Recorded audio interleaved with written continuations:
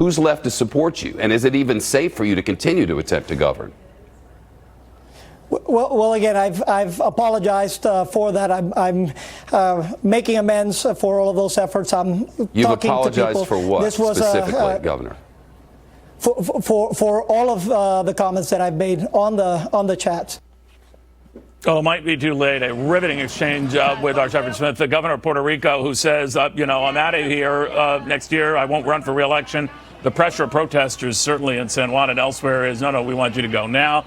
You add that to ongoing concerns about the safety of liquor, for example, in places like Costa Rica, everything that's going on in the Dominican Republic, and you can understand while people who are looking to go to these places are now rethinking even thinking about these places. Travel and lifestyle expert Francesca Page with us right now. I think Royal Caribbean, in the case of Puerto Rico, has said it's no longer going to be a port of call. Others are considering the same. And so it spreads. How bad is this? I mean, it's pretty bad. It's sad to see these countries being affected now, in terms of the tourism. And it goes without saying, people are going to start pulling out in terms of traveling there and not choosing to travel, I think, particularly from the U.S. to these destinations. Royal Caribbean Cruise Line, you've mentioned, I believe Celebrity Cruise Line is also looking at changing where they're going to be stopping over the next few weeks, but I guess they're just going to monitor it and see how we go. I always wonder, too, average Americans seeing these protests on the streets or hearing about people dying after visiting the Dominican Republic or Costa Rica,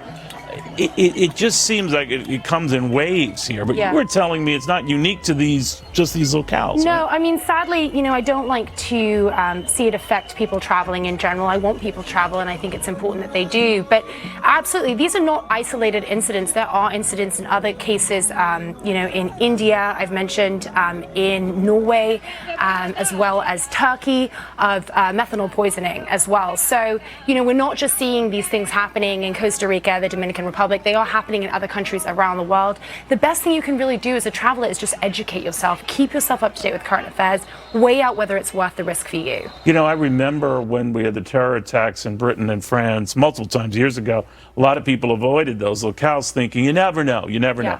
Now they see something like this, you never know, you never know. So you're hearing about more, continental U.S. bookings, that sort of thing from Americans who are concerned. How do you alleviate their concerns? What do you tell them to do or think? Well, there's so many ways you can prepare yourself. As I mentioned, educate yourself, keep up to date with current affairs, vet different hotels and resorts, keep up with social media, see what people are saying about certain destinations so you can weigh up whether it's worth the risk. And also be very careful with things that you ingest when you go abroad. It's great to try new things for sure, but sometimes it's better to be safe than sorry.